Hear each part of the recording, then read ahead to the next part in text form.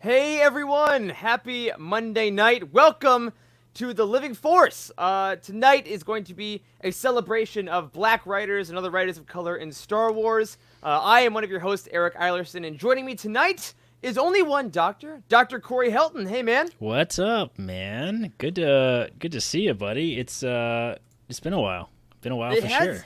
yeah, it's been a while. It's been a week. It's been a very long week, full of a lot of huge events that we're gonna get into in just a little bit. But I also want to point out we do have Wes Jenkins, our man behind the key. Hey Wes, how's it going?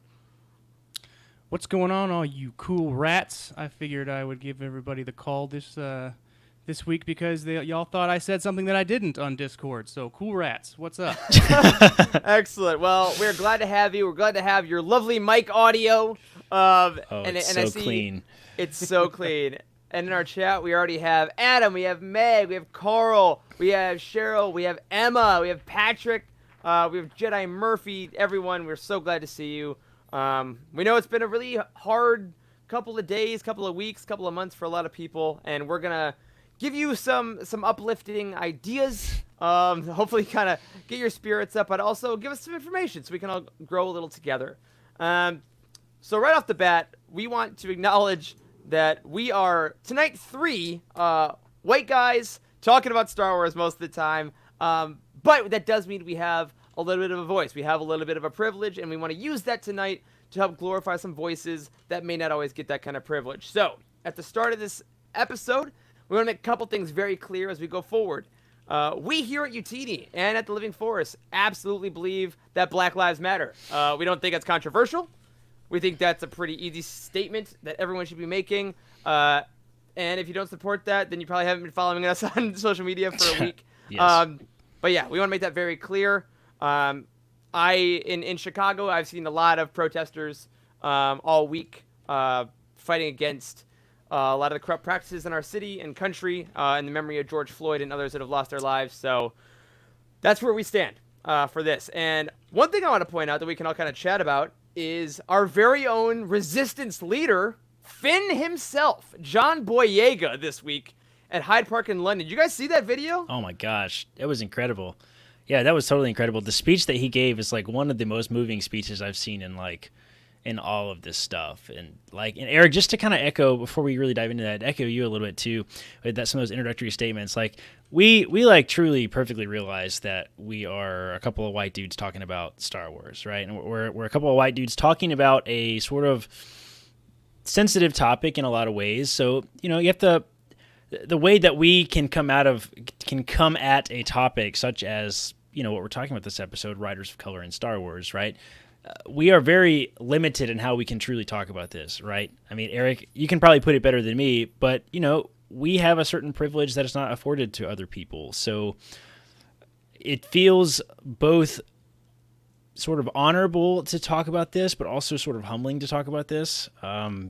And I hope that we can do so in a way that is both sensitive and informs and not in any way offensive, if that makes any sense at all. Yeah, absolutely. And I think this past week has been, I mean, obviously it's been so hard for so many people. It's been very tense, and it's brought up a lot of horrible memories for people. It's had a lot of horrible events for a lot of people. They don't have the privileges that we have, but it's also, I think, been a great week of learning for a lot of people. I mean, I have learned about so many events in history I had no idea about. There's been articles, there's been tweets, there's been videos, there's been podcasts. Even last week, Charlie and I took the week off Ghost Crew because we wanted to make sure that people spent that time listening to some podcasts made by black artists that have a whole new perspective. So throughout this episode, we're going to try to be as respectful of that as possible and hopefully share a little hope for the future of Star Wars that can, you know, incorporate some of these other viewpoints. I think that'd be very exciting. Yes, absolutely. But to answer your question, yes, John Boyega, oh my God, the absolute hero of the rebellion this week, guys. Like, man, I loved the way he put it, right? Like, before all that stuff happened, when he was like just starting to get heated on Twitter, he was like, he said, "F it, I might lose my job over this," or something like that, but this is what I believe in. And like, Yeah. oh my gosh. And then he just did it. And then everybody has just totally poured out the support. Even the official Star Wars, everything official Star Wars is 100% behind John Boyega. Was that the homepage of Star Wars that you shared with me earlier, Eric? It was, yeah. The homepage of StarWars.com is just a giant picture of Boyega at Hyde Park. It's a gorgeous picture of him just speaking from his heart, and it's like Lucasfilm stands with John Boyega.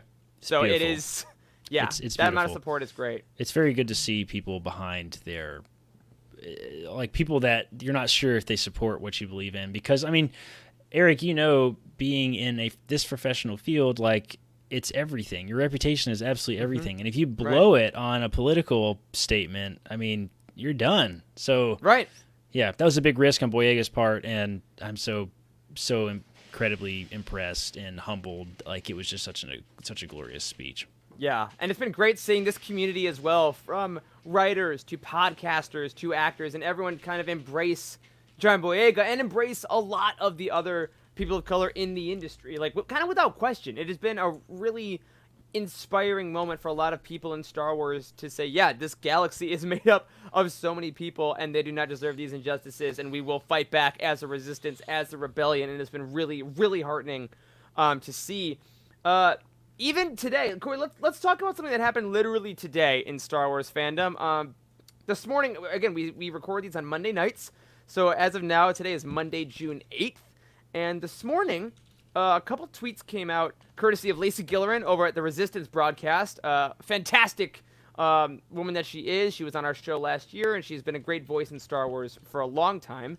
And she exposed some tweets of a guy who ran Far, Far Away News, which was a kind of upcoming / semi-relevant Star Wars news site that a lot of people wrote for, and it was some rough stuff. I mean, you can find the tweets on Twitter if you want to go looking for them. It was very big in the Star Wars community. He said some pretty awful things, pretty racist things, and the whole community kind of joined up as one and said, we will not stand for this in Star Wars. And like, for a fandom that can't agree on literally anything, it was great to see this kind of moment to say, no, we do not stand for this. And it was wonderful to see. Yeah, absolutely. I mean, the fan community is quite divisive about a lot of stuff. Like it really is. But it seems like at least Star Wars Twitter. Now we do have to acknowledge that Star Wars Twitter is its own very small bubble. Absolutely, in true. a lot of ways, right? So we've said this 1,000 times before. You cannot get on Twitter and be like, oh my gosh, everybody hates the Rise of Skywalker, because that's not true, and the box office numbers do not reflect that, right? So, Of course, Star Wars Twitter does not represent everyone, but it looked like a lot of the reaction from Star Wars Twitter caused the sort of fallout that it does. And this is, kind of a fairly close to home thing for us at Utini, because one of our lead writers had kind of picked up some work with them recently and was one of the first to walk away. And we were so incredibly impressed, and she absolutely had our support. And she voiced that on Twitter. And honestly, like selfishly, Utini got a lot of positive sort of press for that, because people were saying on Twitter today, if you're looking for a positive community, then this is one of them, and Utini is one of those communities. And that means a lot that we have fought to be inclusive and welcoming to everybody, and we believe in positivity, and we don't just say that, like we actually believe it, and we try to make a conscious effort to make sure everything we put out, like including all of our personal social medias, reflects that we're very positive about Star Wars, right? So it was just a very humbling moment to see our entire community sort of rally behind all the writers that worked for them. Like, it was just a really, really cool thing. Yeah, and on that note, Corey, I know you tweeted this out a little bit before we went live tonight, but you seem to have a specific message for a lot of those writers from Far, Far Away. Oh, yeah, totally. I mean, I joked a little bit behind the scenes first, but then I was like, actually, I actually mean this. Anybody that works for Far, Far Away News that used to volunteer their time there, you got a job at Utini if you want it. I mean, of course, we'll have to go through an interview process and make sure you're a decent writer and all that good stuff. But yeah, I mean, there are so many fan communities out there that are looking for writers to participate. And if this goes really for anybody, not just the writers that were at Far Far Away News. If you are a positive individual interested in writing for Utini, then we can certainly talk and evaluate you. And we're a very open, inclusive community. The big thing that I tweeted out, in addition to sort of this, I will hire all the writers kind of thing. Right. I also said, listen, if you are interested if you currently run a fan community or a YouTube channel or a podcast, anything in this space, in the Star Wars space, and you want advice or consultation, I myself, and I know basically our entire team is more than willing to do that, for free. Mm-hmm. If you want us to, we have done a lot of stuff, right? We've created podcasts and YouTube channels and live streams and web design and we've built an online community in Discord. We've done a lot in the last couple of years, and we've learned a lot in the last couple of years. And that knowledge is free knowledge. It just took us a while to kind of absorb it. And if you're interested in doing these sorts of things and maybe starting your own fan community, that sort of stuff, and you want help, just reach out. We're more than happy to trade secrets, if you will. There's a small, I think, minority at this point of the Star Wars fan community that feels like they can't really share their viewers, share their listeners, share their community in a lot of ways, and that's ridiculous in my book. Like nobody owns anybody at Utini, for sure. Just because you're part of our community does not mean you can't be part of somebody else's community. So, just reach out. I'm more than happy to help, and I just want to make very clear that we just don't believe in gatekeeping at all, and that comes even for the business of this thing. I'm more than happy to help. Yeah, and on that note of helping, I also want to say something that we usually say at the end of this podcast. This show and this month at Utini and the Living Force is going to be a little different than usual, because usually at the end of the show and at the beginning on the audio version, we talk about our Audible credits that we can give to people. We talk about ad affiliates that we get a little bit of revenue from. And we wanted to start something new in June, that for the entire month of June, any Audible kickback that we get, again, if you go to utini.com/audible, you sign up with them, we usually get a kickback of like $10, $15. Anything we get from that will be immediately donated to Black Lives Matter. Any book revenue we get from our Amazon affiliates or any affiliate links on our site for the month of June will be donated directly to Black Lives Matter. Again, like we said at the top of the show, we have, for some reason, a voice and an opportunity to talk in this community and to make a little money to keep this website going. And we think this is something we can do to try to, do a little more than lip service. We love that everyone listens to this show. We love hanging out with you on this show. But this movement and these people need actual dollars. So anything that you put towards Utini and Living Force in the next month, you should know that's where it's going to go. We talked as a team extensively, and we think this is the right thing to do. So we will talk about that more also at the end of the show. But just to prep y'all on that, that's where we're going to be going. Speaking of some other things in Utini news, Patreon-wise, we always like to update you guys on what's going on. We recently just got a new patron, Andy Tateson, Tateson. Welcome. Welcome to the Living Force Patreon. We're happy to have you here. You guys also may notice that the True Sepakura Legends Look Back episode is up, and after last week's hiatus that Charlie and I took, this Wednesday, Ghost Crew is coming back. We have recorded the episode already. I think it's pretty good, which means it's mostly Charlie talking. But I think it's going to be a great episode. So if you want any of that, again, it's going to be at utini.com/Patreon, patreon.com/Utini, and subscribe to this show. You're going to get all that stuff, talking Star Wars each week as usual. A little bit of book news. Queen's Peril, which we didn't get to talk about as much last week because of obvious world events, took precedent. E.K. Johnston herself made sure that people were talking about Black Lives Matter. We're talking about authors of color. She didn't want to take any spotlight for herself in that moment, which was great. We at Utini also took that kind of as a sign to step back. So we want to let you know that now the Queen's Peril review is up. And Corey, would you want to kind of walk people through a couple of the changes we made to the review format, because this review does not look like some of our other reviews in the past. Yeah, it definitely doesn't look like other reviews in the past. We've made some big changes, kind of to our review structure of like major book reviews. So whenever a new book comes out, we try to, we get advanced copies. We talk about the book as a team. We have a pretty advanced sort of process for going through the book together. We analyze the characters, the plot, the originality, the writing, the entertainment. Like we have a very structured, objective way that we review books. Eric sort of leads the charge on that, and we recently sort of revamped the way it looks on the site. So it looks cool. Check out the Queen's Peril review. It's got a nice sort of breakdown, like within the text of how we scored every little thing, and it looks really great. Eric did a great job putting that piece together, and it's certainly reflective of our entire team's opinion. So. Yeah, and as we just saw in the Twitch comment from Joxy himself, there is a nice banner image at the top of the article. Now, every single review we have will have a united banner image that Joxy helped design that kind of grays out a bunch of book covers, and the one it's about is all in full color. Our signature evaporator is up there. And as you scroll through the article, as Corey said, you get to see the numeric score of each part of the review. So go ahead and go check that out. Additionally on that, my interview with E.K. Johnston was up in your feeds last week. And we have a little article with a little snippet of that if you would like as well. So if you don't want to listen to the whole thing, you can head over to udtini.com and check out some of my favorite bits from the interview that I was lucky enough to have with author E.K. Johnston.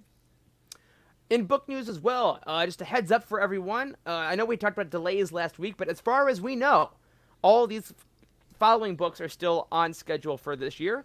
Shadowfall, the second Alphabet Squadron novel, which a lot of people are talking about in our Discord, is coming out June 23rd. The Dr. Aphra audio drama is still releasing July 21st, our first audio drama since Dooku Jedi Lost. Star Wars Dark Legends from George Mann, the follow-up to Myths and Fables, was released on July 28th.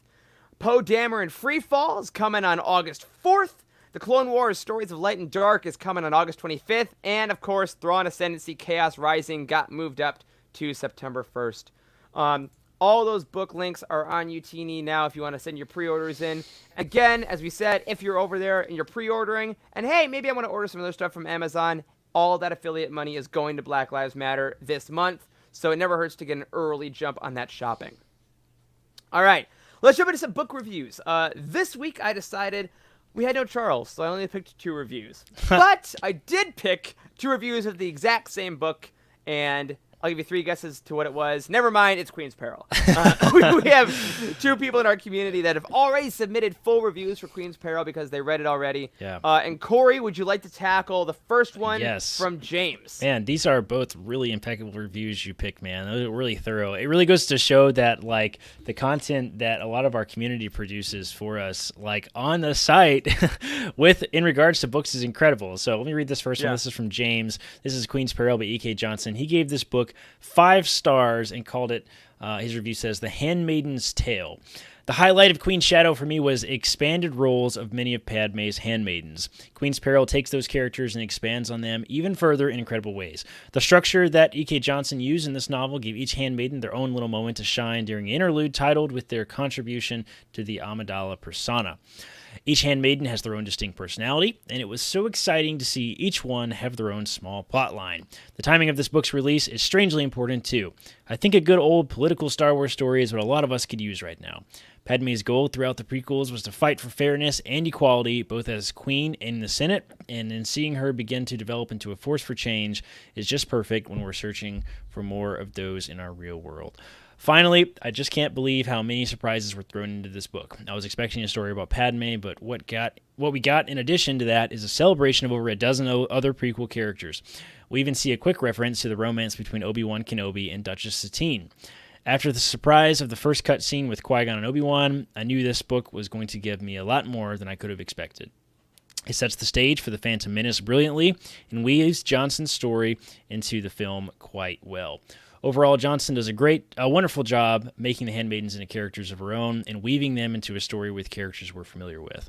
Padme feels true to the films once again, but I don't think it's possible to watch The Phantom Menace again without looking at each handmaiden in the background as their own woman. Yeah. I mean, for those of you that have read my review already on the site, James, you nailed it.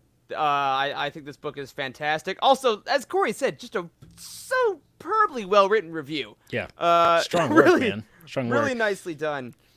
I'm gonna take the next one, which is our good friend Ross, Ross G, also Queen's Peril, another 5-star rating, and he calls it "And Panaka put his face in his hands," and he says the following: Queen's Peril takes us on a journey to Naboo, where we see the first days of Amidala's reign as queen. We learn about the origins of her handmaidens, and we get to learn and grow with them as they discover their role as bodyguards to the queen. Throughout the story, we learn about Padme and why she wanted to be queen, we see what her beliefs were, and learn how she interacted with her royal court.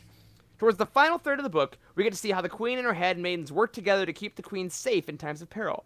The story even has a few cameos from other well-loved characters from the era, showing us what some of our favorite characters were up to before the Trade Federation blockade of Naboo. The last third of the book also contains a fantastic surprise, but no need to spoil that here for you. If you're a fan of the Star Wars prequels, this is a story for you. Yes, I think that, especially saying that at the end, you know, if you're a fan of the prequels, it's for you. This book made me want to watch Phantom Menace every 20 pages. Like, I seriously. Have you watched it yet since you finished it? I haven't had the time, but it is number one on my future watch list. It has to be. Yeah. Looking at the chat here, let's see. We got Award 2204 saying Shadowfall hype. Very excited for. Absolutely. Joxy is talking about these reviews, saying puts in a review he does to shame. And can I review the books in drawing form? I think that's what you do when you make T-shirts. I think that's exactly what you're doing, man. Speaking of which, we did get our T-shirt pulled from Teespring. Unfortunately, we have to fight really hard for trademark stuff, and it's very, very challenging to produce Star Wars content or Star Wars designs and shirts in a place that does not infringe on trademarks. And honestly, that one probably does to some degree. But that's okay. We've moved it to a different platform. So if you go to utini.com/queen, you can still get that shirt. It might not be up forever though, because it looks like we're probably breaking some rules by having created it. So if you do want the Queen's Shadow, you want the Queen's Shadow shirt, Queen's Peril. You want the Queen's Peril shirt. There we go. You want the Queen's Peril shirt, you can find it at utini.com/queen, and it'll take you right to where you can get it. We've sold a bunch of those already, so I can't wait to see, like, when we finally get to a public place like Celebration. Like, I want to see somebody wearing my shirt. Yeah, and also, like, any Utini shirt you have, throw them up. Hashtag Utini fam is what we're doing lately. So I know that a lot of people are using their social media as outlets for change and progress. That's awesome. If you feel comfortable doing it for a little more of a relaxing thing, put on your shirt. Hashtag Utini fam. We would love to see you in all of those. And if you want your future reviews on this very show, look up your book, whether it's Queen's Peril or not, on utini.com, scroll to the bottom, add your own star rating, and use a review. You can also email us at livingforcepod@utini.com, tweet at us at livingforcepod, and join our thriving Utini Discord by going to utini.com/Discord. All right. Coming up now in the show, we really wanted to take, as we said at the top, a moment to talk about writers of color in Star Wars, because a lot of people online this past week have been talking about, okay, I want to sign petitions, I want to help these protesters, I want to help this movement, but how can I help creators in the meantime? How can I tie that into things that I love? And what I want to do before we take our break here, I want to tell you about the Star Wars, the black writers we have in Star Wars, and believe me when I say we can get through that before the break, which is unfortunate, and you'll see why in a second. In my research, and please correct me if I'm wrong, I have seen that as far as Star Wars novels and comics go, we have had 3 black writers in the history of Star Wars. Only 3? 3. Wow, that's like... There are, in all of Legends, embarrassing. all of canon, 3. All right. I mean, I maybe could understand it if we were just talking about canon, but you're talking about canon and Legends. Yeah. And again, if I'm wrong, oh my gosh, I would love to be. Yes. Like that is the goal. We are. Please tell me we are. Yeah, but there is this leads to an overall problem with a lot of, like, the publishing industry, sci-fi, fantasy, and things like that. We have historically been a bit slower to accept writers of color. Now we're going to talk later after the break and things about more writers of color. We do have more of those. But for this week, in honor of Black Lives Matter, in honor of all that's going on right now, we wanted to celebrate a whole issue or a whole episode of black authors and unfortunately, it's gonna be pretty quick. But nonetheless, we do want to celebrate them. So I want to start off by talking about probably the most familiar to a lot of us, which is Justina Ireland. She is a current writer. She is part of Project Luminous. She wrote the Flight of the Falcon series, and she is part of the Journey to the Rise of Skywalker. Now, Corey, that's kind of crazy because all the Star Wars books she has written have been part of these huge initiatives. Like, she's never written a standalone. Yeah, which I would call a really good sign. It seems like when authors are really brought into Star Wars, they have a wide range of projects. That makes sense.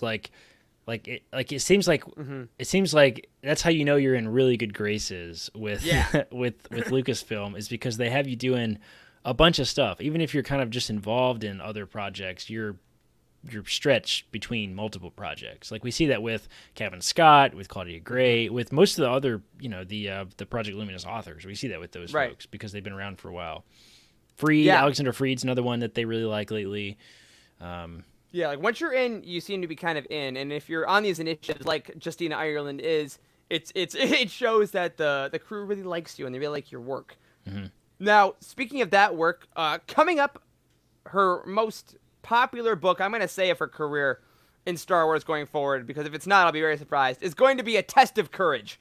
That is her Project Luminous title that is now coming out next year, again, because we had those delays we talked about last week. Mm-hmm. And the synopsis is as follows. When a transport ship is abruptly kicked out of hyperspace as part of a galaxy-wide disaster, newly minted teen Jedi Vernestra Rowe, a young Padawan, an audacious tech kid, and the son of an ambassador are stranded on a jungle moon where they must work together to survive both the dangerous terrain and a hidden danger lurking in the shadows. Which sounds freaking amazing. It does.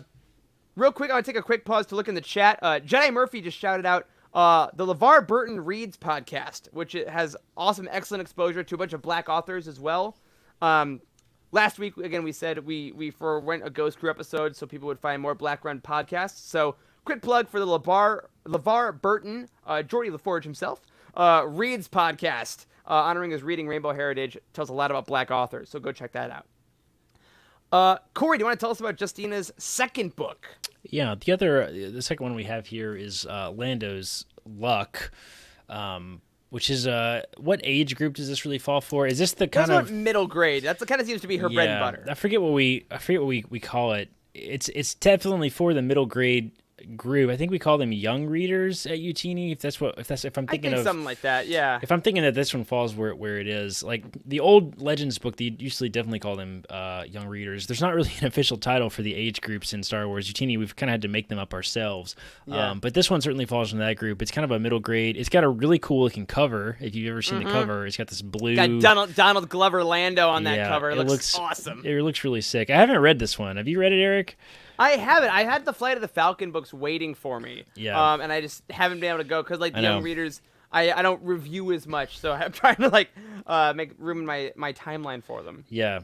But the synopsis is an all new. It says an all new adventure starring Lando Calrissian and L3 aboard the Millennium Falcon. When a smuggling scheme goes wrong, Lando faces an opportunity to do what's right or do what's best for Lando. If he's lucky, he can do both. I mean, typical Lando. We haven't gotten nearly enough Lando yet in canon. Again, we had Last Shot by Daniel Jose Older, which we will talk about later, and then Lando's Luck here. But I'm sure that going forward, we're going to get a little more Lando going on, and we'll talk about him later on in the show. And then finally, Justina wrote Spark of the Resistance, which we've talked about before. It was one of the Journey to the Rise of Skywalker books, which featured Rey, Poe, Rose, and BB-8 landing on Minfar. They meet the local Zixon and attempt to protect them against encroaching the First Order. After all, what is the Resistance for, anyway? Justina wrote a really nice book there about the teamwork of our main sequel trilogy heroes. And we've talked about that one again at length a bit on this show.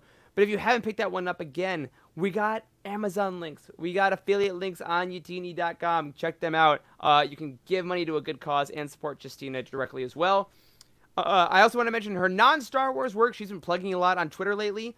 She's written the books Dread Nation and Deathless Divide. I do believe one of them is like $3 on Kindle right now. So if you want to support these authors in Star Wars, check out their other work as well. As much as we like to live in Star Wars all the time, every once in a while they might need a break. to write something a little original. Now, Corey, can you take us to our second black author, who is a Legends author, actually, that we found? Yes, this is Stephen Barnes. Jared Mays is in our chat. Jared runs Legends Look Back podcast. It's a Patreon podcast we have at Utini. So here's your Legends. Here you go, buddy. Here's your Legends Black author. It's Stephen Barnes. He wrote The Cestus Deception, which was, I think I've read this one, if I remember correctly. It's been a long time since I've read it, but I think I have read it. This is the synopsis. It says, this is why I think I've read it. The synopsis sounds really familiar. It says, set during the Clone Wars, the story follows Jedi Knights Obi-Wan Kenobi and Kit Fisto and their adventures as ambassadors on the planet of Ord Cestus, which has started producing so-called Jedi killer droids. While Obi-Wan Kenobi takes the diplomatic approach with the leadership, Kit Fisto and a clone trooper squad start recruiting and training fighters from the working class of the planet to incite a rebellion, should Obi-Wan fail. While they deal with the intrigue and politicking of the locals, as well as intervention by the Sith minion Asajj Ventress, a love affair forms between one of their clone trooper bodyguards, Nate, and a female pilot who is attracted to the clone template Jango Fett. Give me a more Legends-y sounding synopsis. It's so gloriously legend. I think this was like 2004. Oh man. If I remember correctly, but this is Stephen Barnes' only Star Wars book. He wrote, I mean, he's been writing since the 80s, so he has a huge bibliography. So if you like the Cestus Deception, you want to help him out a little more, and you want to see more of his work, you can go into a bunch of different places. But yeah, man, that is some legends. Oh my gosh. Yeah, it is. I mean, and also, who's not attracted to the clone temple of Jango Fett? Come That's on. right. Oh, and Glorious. it's fun to note here that we don't have a lot of Kit Fisto stuff, which in some ways I think like is the guy that voices him a black guy in Phil the Clone LaMarr, Wars? yeah. Yeah, okay. I was gonna say Yep. he has a very distinct voice, I would say. Yeah, Phil So, LaMarr, he's great. yeah, I would say that, it's very interesting how a human race comes across in Star Wars, I think, throughout, is because, like you get influence of voice and sound across a variety of, like, species, and accents come across in certain alien species and that sort of thing, and, like, that deep sort of resonating voice of Kit Fisto certainly fits the voice actor well, so I like it. Yeah, it's beautiful stuff. And now our last black writer, because we're already at the end here in Star Wars. Again, after the break, we will talk about how we can do better with this. But our last black author we want to talk about is a really beloved author to us already, and that's Rebecca Roanhorse. She is of Black heritage and Native heritage as well. She wrote the lauded book last year, Resistance Reborn. One of our favorites of the year, one of the best reviewed Star Wars books in a while. She's also writing the Maul story for the upcoming Clone Wars stories of Light and Dark. So I'd say we're going to see her for quite a while in Star Wars. What do you think, Corey? Yeah, I think Rebecca Roanhorse has certainly earned her place amongst the sort of lead writers in Star Wars right now. We had the pleasure of interviewing on her on the show. It was a lot of fun talking to her. She seems to really get it. She seems to have a lot of connections to, like ethnic culture. It was very cool. I mean, she was really fun to have on the show. Her research, and I mean, obviously the life she's lived, she's exposed to so many different kind of traditions, and she really has such reverence for all these different traditions that she's grown up with, and she puts them into her work in really amazing ways. So yeah, go get that interview a listen if you want to get more into her process. And I'm sure as she keeps writing, she's going to keep putting that more into Star Wars to help expand people's points of view even more. And that's one thing we're going to talk about when we come back, is why it's so key to get more black authors in our favorite universe for what they can do to expand our minds even further in the expanded universe. Ha! See what I did? All right, on that note, my friends, we're going to take just a couple minutes, take a quick break. We'll be back with more right after this.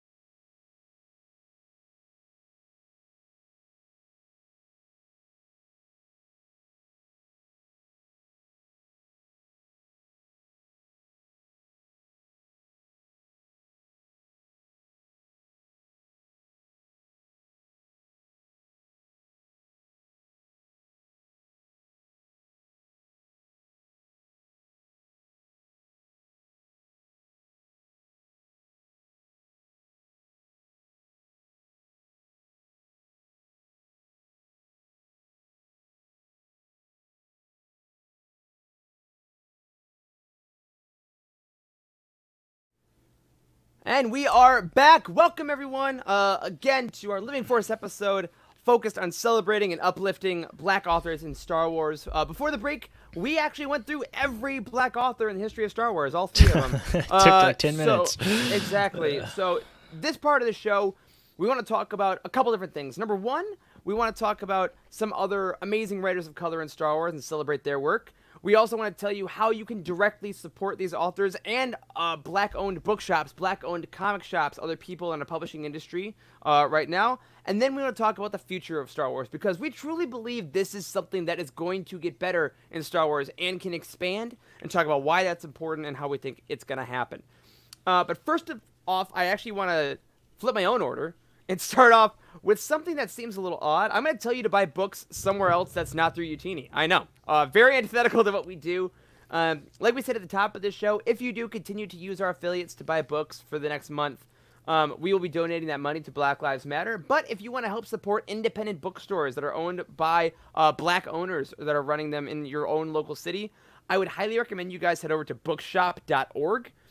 This is a place that's kind of like Amazon-ish. You can, or BarnesandNoble.com more so. You can buy your books there, but then you can select which individual bookshop you want to buy it from. So they will get the money online. You don't have to go anywhere, especially in these COVID times.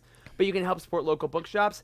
And if you want to go over to places like LitHub.com, they have lists over there of Black-owned independent bookstores, and there's some other ones like that we'll talk about later in the show. But any of these books we're talking about, they sound really cool.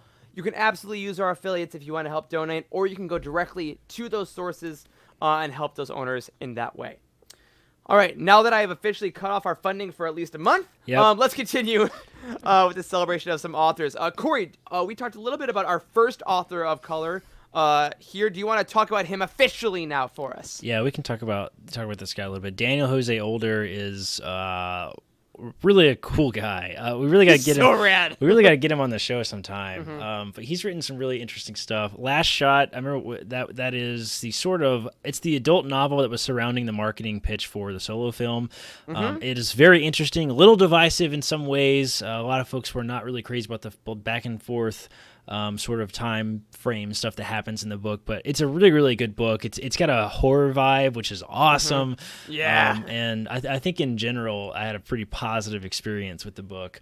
And Daniel Jose Older has only been a fanboy about it. Like every time I've ever seen him in a video or an interview or something, he's really excited to be here, and it's awesome. Yeah, and the cool thing about Daniel Jose Older, too, if you don't know, he was like a registered EMT for years. He was. Dude's basically a hero. Yeah, he's a literal hero. He's actually saved lives, and he writes kick-ass Star Wars novels, including also the upcoming High Republic Adventures, which is the Star Wars Adventures comic from IDW that's going to be all about the High Republic. Again, delayed for now, but it is coming. Eventually. And he seems so freaking stoked about his characters already. Like, he's talking about them, and he treats them like they're his kids. You know, like he loves them so freaking much. That's funny. Joxy just said in the chat that him and Jose Older share a birthday, which is pretty cool. Oh, whoa! Which is Daniel cool. Jose and Jose, same day. That's right. There you go. Phenomenal. And speaking of the man that shares Joxy's middle name and birthday, some of his non-Star Wars work, if you guys want to check that out, he writes the Shadow Shaper series, which is a cool kind of like fantasy series, and then the Dactyl Hill Squad is a kid series that he writes with kids of color that are time travelers, and it's freaking awesome. It's so cool. A lot of the elementary schools do a lot of book tours about it, so highly recommend him there. Next on our list, we have Zoraida Cordova, which is a really cool author. I was able to see her do a book panel with Rebecca Roanhorse right when COVID first hit, talking about her latest non-Star Wars novel that she wrote. But last year, she wrote Crash of Fate, which a lot of us really enjoyed, because, Corey, we really thought that was going to be kind of a shill for a Disney book, and it ended up being a really fun YA novel. It was. Like, it really has a Lost Stars kind of vibe to it. It's like a romance. Like, it's a really good one. I actually really enjoyed it. I think I read the whole book in one sitting. Like, I'm pretty sure. Oh, yeah, it's definitely one of those. Yeah, it was good. I mean, it's a longish book, but, like, it's super good. And Cordova has done some pretty cool stuff, too. She also wrote one of the short stories in From a Certain Point of View, which is pretty cool. And that was kind of her first little foray into Star Wars, if you will. I'm so glad you said foray. I'm like, say foray. Foray into Star Wars, if you will. Yeah. You have in your show notes here the two sister thieves escaping from Tatooine. I do not remember this. What is? Yeah. So this was like they were in the cantina watching stuff happen, and they were trying to basically steal a ship to escape. And throughout her story, yes, it was like two sisters trying to steal and thieve their way. So it was a character type we'd seen before, but a relationship that was kind of unique. It was really well written. Again, From a Certain Point of View is great because it has some really cool stories in it, and it has some other stories in it. But I like preaching positivity here at utini.com. 100%. Exactly. That's right. There's really great ones, and then there are other. But an audiobook. Pick it up in exactly. audiobook. I've said this 1,000 times. If you're gonna Yes. listen to From a Certain Point of View, you got to pick it up in audiobook form because like the voices, the aliens, it's incredible. Actually, it's quite the experience. Like sometimes you're gonna be like, man, this story is really getting old in this Kubaz's voice, but other times you're gonna be like, man, this guy has a Kubaz voice. So it's fun. And seeing Cheryl in the chat, she says, "Did someone say romance?" Yes, we did. A Crash of Fate, similar to Lost Stars, also has a pretty sexy cave scene. So if that doesn't entice you, then nothing will. Also, Zoraida Cordova has written a ton of novels outside of Star Wars. She had a recent release called Incendiary. So again, if you want to check her out, non-Star Wars books, also give them a lot of money. So help them out if you can.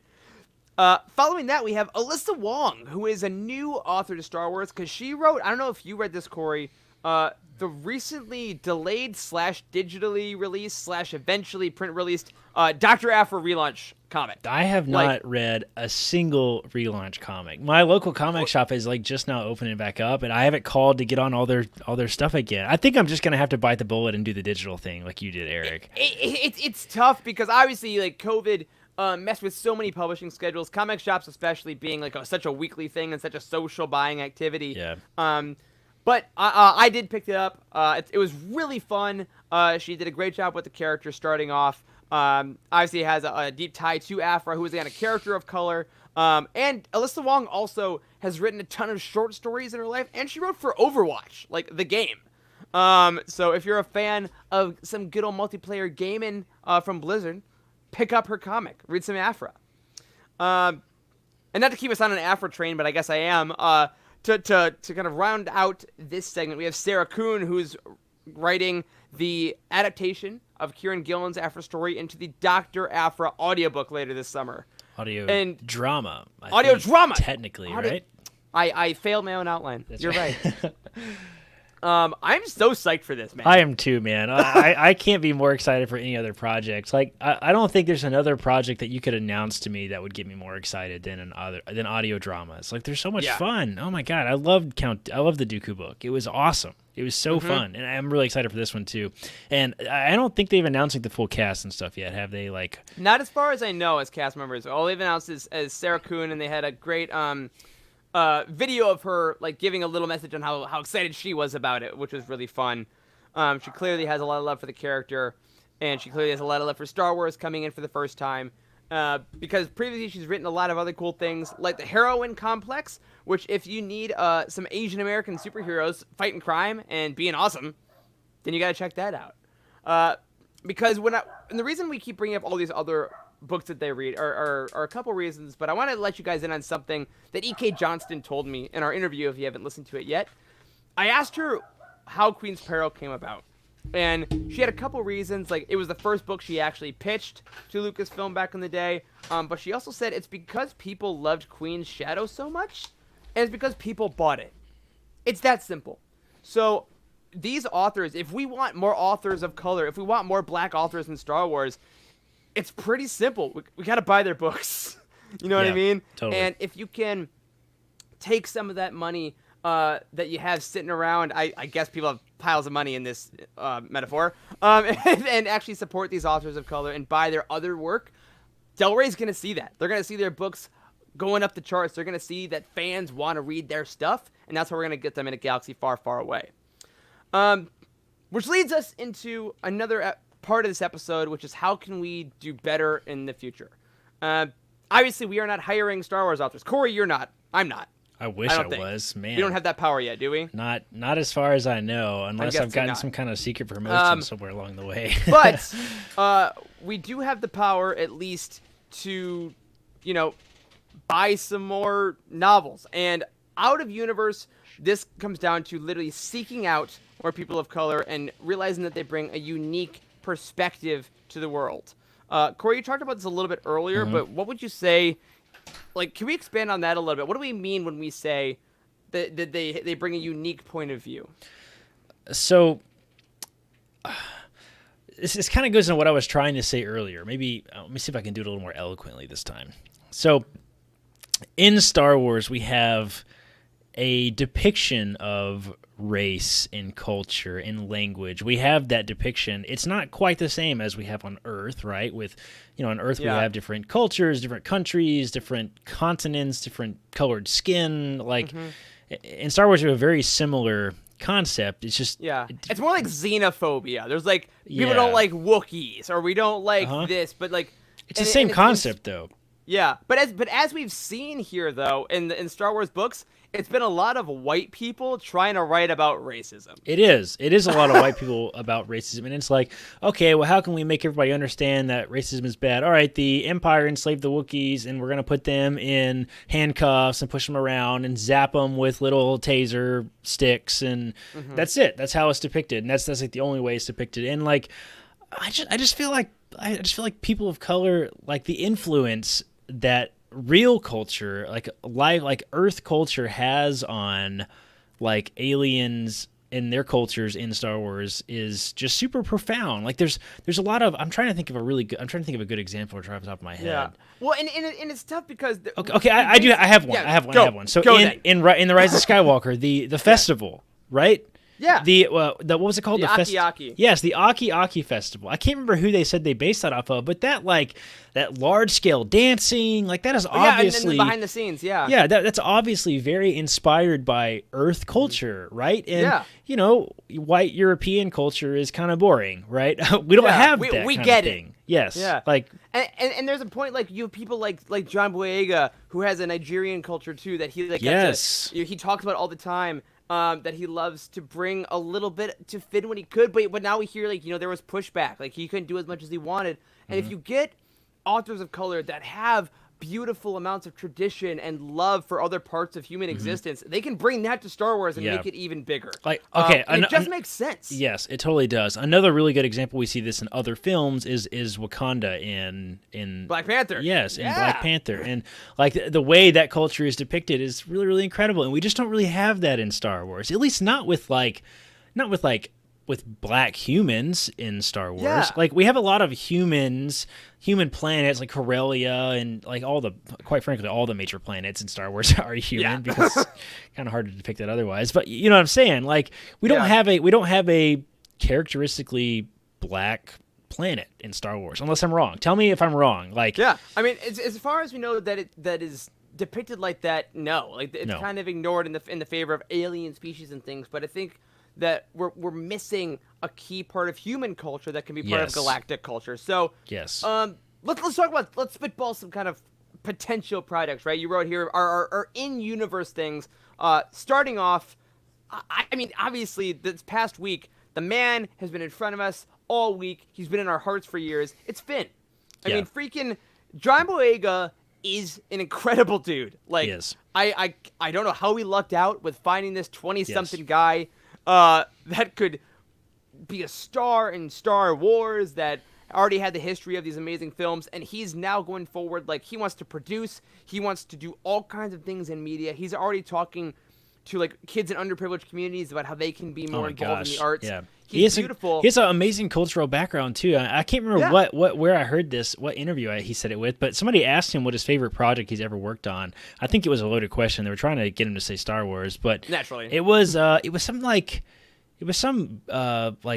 he's Nigerian, isn't he? Yeah. Yes, it was like a Nigerian film. Oh no, the question was I think it was a Celebration. He asked him what movie his parents liked best that he was in. Was that a Celebration? I think it was. Yeah, I think it was, because he was like they like they didn't know what Star Wars is. Yes, they didn't know what Star Wars is, but he Yeah. he like starred in some Nigerian film that was really really popular there, and his parents like absolutely loved him in it and said it was incredible, and like they were so proud of him. And that was when they like made it in their he made it in their eyes. He says, and it wasn't Star Wars. It was so funny. Well, and then you think about like he had control over more things. Even episode 9, like he talks about why Finn's hair looked like that, like why Yeah. Jana had big natural hair, because you actually had black actors and black artists being like, okay, I think this is actually what we want them to look like. This is the inspiration Yeah. from actual culture. Yeah. Yeah, And it so was so John Boyega's had a really, really incredible background. So the pitch that I'm making is like, obviously the guy has a lot of social outlook. Like he's very much involved in a lot of communities. I would love to see John get some creative control of some kind of project. Like Yeah. like we see that occasionally when actors sort of make the transition to director. Jon Favreau is a great example. Like, give John Boyega, the reins a little bit. You don't have to totally make him in charge of something, but like, I don't know, put together some sort of black initiative to like create maybe a comic line or something. Like the example I actually gave in the outline here is like, what if we had a comic called FN2187, and that was like what it was like to be a stormtrooper, and and just put him in charge of the project. I would love to see what he could do.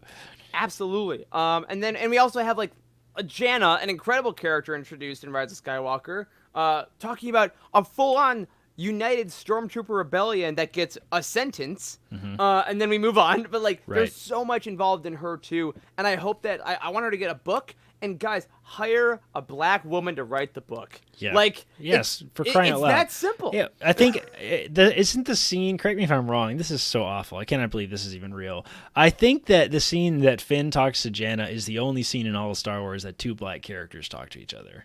It is. That's so bad. Like, how do we have so many films and that's like the case? Yep. That's just stupid. Yep. It's stupid. It's not representative of the world at all. And Exactly. It's dumb. And that's what this is about. Like, this is not like we're not saying suppress the white actors. We're not saying, we need to hire more black actors. We're not saying that really. We're just saying like, well, we're kind of saying that. We're saying that, but we're saying we just want Star Wars to be representative of what it's trying to represent. So Exactly. Yeah. And you know what? It's funny to talk about the film aspect of it, because when we look at Star Wars TV, this is kind of what's been happening. Oh, yeah. I mean, let's talk about The Mandalorian, right? The Mandalorian is full of people of color.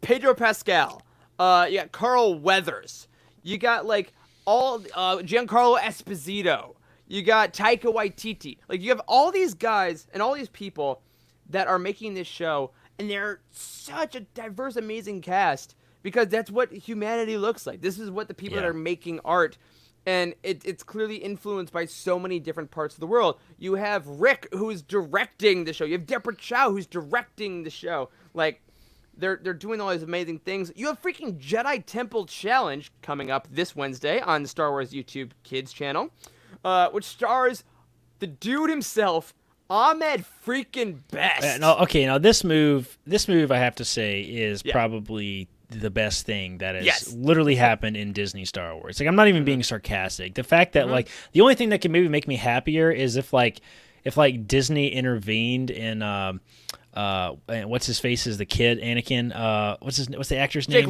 Jake Lloyd. If Disney intervened in Jake Lloyd's life and like paid all his medical debt and like all of this like got him a whole bunch of therapy and helped him get his life back together and like publicly apologize for the treatment of him, like that might make me equally as happy. But man, bringing back Ahmed Best, the guy who had all of this like horrible challenge from the backlash after the Phantom Menace, like, man, what a guy, what an absolute star. Like, so excited. And it's great because the character that he's playing in Jedi Temple Challenge, he got to create the backstory for it. He's this Jedi Master. He's also the first live-action black lead of a Star Wars anything.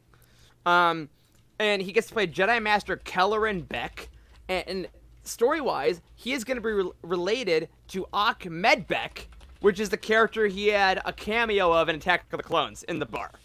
Like, he said somehow those two characters are related, which is ridiculously fun. But again, it's so cool that now, to lead the next generation of Jedi, to lead these kids, even though it is a kid's show, it's like a Legend of the Hidden Temple show, they have this leader that they're looking to is this just strong, awesome black man that is going to lead them through all this stuff. And it makes sense.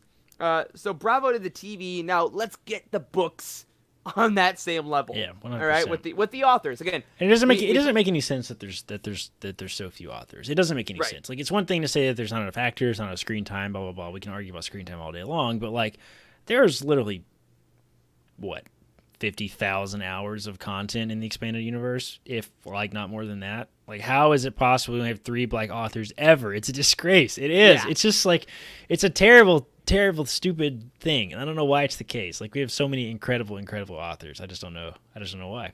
Absolutely. I mean, it is part of the whole, institution of publishing. On Twitter today, actually, a lot of publishers tweeted out about the publishing industry, about how it's had problems with race relations, how it's had problems, paying black authors way less than white authors, how it's had problem with, only wanting black authors to write a certain kind of book too. Like, I'm going to go down this list here real quick. I asked on Twitter and my own personal Facebook this past week, I said, you know what? I only basically read Star Wars books now because the time that I have and this job. So by nature, as we've discovered, I kind of only read a lot of white people, which I want to change, which I want to expand as well as the Star Wars universe. So I asked for some recommendations for authors that we want to see in the future of Star Wars. So I want to run down a couple here, and if they sound cool or you know them a lot, again, support them. Buy their books from these resources we've talked about before, and we're going to end this show with a couple specific places we'd love for you to support, as well as the Living Force can kind of go out in a wave of support to uplift these black authors, store owners, and things like that. So, a couple recommendations for some future Star Wars authors that I got. Number 1, we got N.K. Jemisin, who won the Hugo Award for Best Novel in 2016 for the 5th season. Mm-hmm. Like, and they haven't been approached by Star Wars yet, which is freaking wild. Absolutely check that out. We have Nnedi Okorafor, who did write a short story for Star Wars before, so has started in it. Also has a freaking PhD, and writes a lot of like African futurism. So we're talking about, like, you brought up Black Panther earlier. We're talking about those kind of vibes. Like, oh my God, give her the FN2187 comic. Yes. Yeah, that sounds perfect. Absolutely. Sounds amazing. Also, Ta-Nehisi Coates, some of you may have heard of him, is a brilliant essayist. He has written a lot in The Atlantic, things like that. But the last couple of years has really made his name in comics for Marvel. He's written Black Panther. He writes Captain Freaking America. There's no reason why, Marvel, let's see, they own Star Wars comics. Like, bring him in. Again, all these people, you're talking about those comics you talked about earlier. Boom, we got your 2 books. Right there. Bam. And then we have a couple other novel writers that we want to talk about. Tome Adeyemi, who wrote the Children of Blood and Bone books. We have Marlon James, who wrote The Black Leopard and Red Wolf. Again, these are all fantasy sci-fi books. We have Kay Ankrum, who wrote The Wicker King and Weight of the Stars. And Tade Thompson, who wrote Rosewater. These are all big books in sci-fi fantasy world, right? Again, all those guys, their books are all over the place. And the only way they're going to get into Star Wars is if we make enough noise that we want them. That we want to buy from them. That we want to read their works, and we want to see their voices in Star Wars. We want them to create new characters. We want them to bring in new planets. Who was it that told us that her friends basically got her the job at Star Wars? One of the authors. Was it Rebecca Roanhorse? I think it was. When I think it was Rebecca Roanhorse. We interviewed her, and she told us that basically how she ended up working for Star Wars is like she said that E.K. Johnson and a couple other folks that she was kind of friends with already, like in the writing community, like started kind of quietly protesting to get her a Star Wars novel. Hey, this girl's really cool. She's had this cultural background. Like, she's an excellent writer. She's won these awards. Here's some of her works. And she ended up getting offered a job to write Star Wars. So what Eric is saying is exactly correct. If you want to see this sort of change happen, then make some noise about it. Like, maybe we just need to pick one of these books as a Utini community and just always buy it. Like, and just like start talking about it. Like, totally should.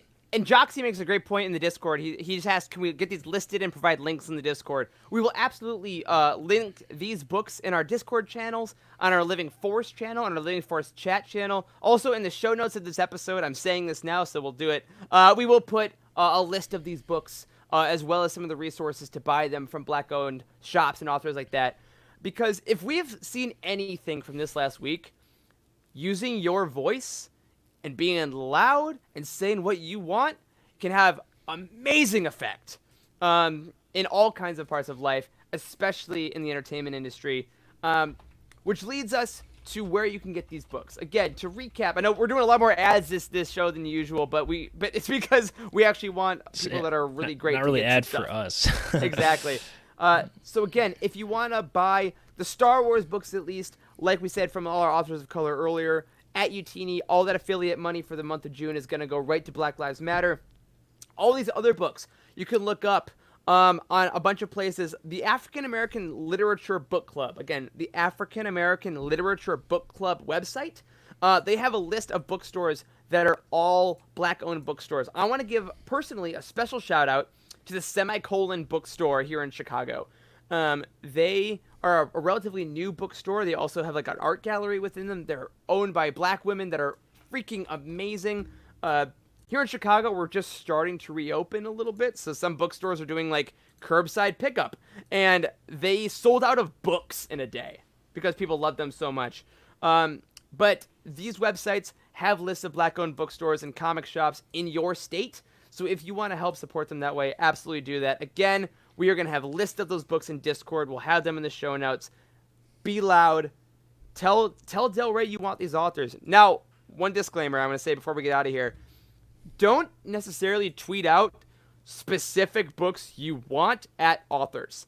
We've had authors tell us, that's a weird legal thing, that if you give an author a book idea, even if it's on Twitter, if they see it, and if they use it in the future, that can get dicey legally. Because like people have tried to sue authors for stealing their ideas in the past. So as excited as we are about what we just said in this episode, please don't tweet book ideas at authors. No speculation is allowed because Disney is litigious and everyone is litigious and we sue everyone. Exactly. But if you're loving some of these books, absolutely tweet at Del Rey, tweet at Disney Lucasfilm. Let them know you love these writers. You want to see them write in Star Wars.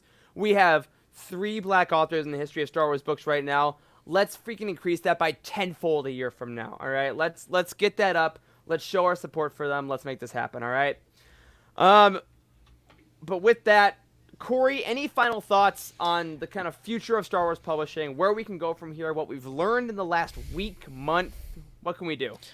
I think that Disney is an interesting mix of both incredibly progressive, but also incredibly behind, right? And they have a long ways to go still, like for sure. Have a long ways to go. And the only thing that's going to make that happen is cultural voice, cultural change. Like our culture of straight up saying we want more Black authors, we want more Black actors, we want more, people of color, we want more cultural influence, right, on Star Wars. The only way we're gonna get this kind of change, and I certainly want it. I want the diversity. I mean, that's what makes it so much fun. Is like, it's all different. Like, I've heard multiple people say that like the one thing that they dislike about new canon, and this is wrong, and I disagree with these people, but they say that they all the new canon is the same. It all runs together. Every single new book feels like it's the same book, and I'm like, I kind of get that to some degree, and that's why diversity is so good, is because it adds new dynamics and new angles and new dimensions, and the only way you can get that cultural, that cultural influence is to bring in the authors that have the experience. So I certainly welcome it. If you don't welcome it, GTFO. Yep. That's certainly how I feel about it. Yeah, like we love the Black characters we get in Star Wars. Now let's get the real people in the world. Let's get them some jobs. Yes. Let's hear what they have to say. Black lives matter. So do Black writers. Let's get them into Star Wars. Yes. And my friends, on that is going to do it officially for this week's episode of The Living Force. Again, if you want to buy some of these books and help support Black Lives Matter, look up your book on Utini, click that affiliate link. Every bit of kickback for the entire month is going to Black Lives Matter. And go to bookshop.org. Find your local Black-owned bookshop to help a little more directly.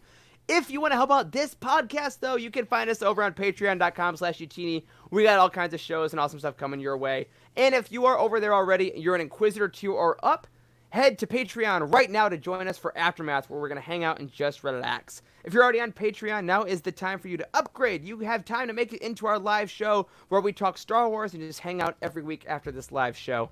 A special thank you to Cheryl Bell, Drew Ibarrano, and Patrick Ortiz on our Jedi High Council, and Ross Orlando on our Alliance High Command for your amazing support. You can find us on Twitter. I'm at Eric Eilerson. Corey is at Doc Star Wars MD. And Charles, who just came into the chat, is at C. Hankel. A special thank you to Matt Davenport, our amazing editor, Freddie, our producer, and Wes, our co-host and community manager. Thanks to Corey and Wes for podcasting with me. Thank you to all of you for freaking staying strong this week and protesting for what you believe in. We support you. We love you. And as always, may the Force be with you.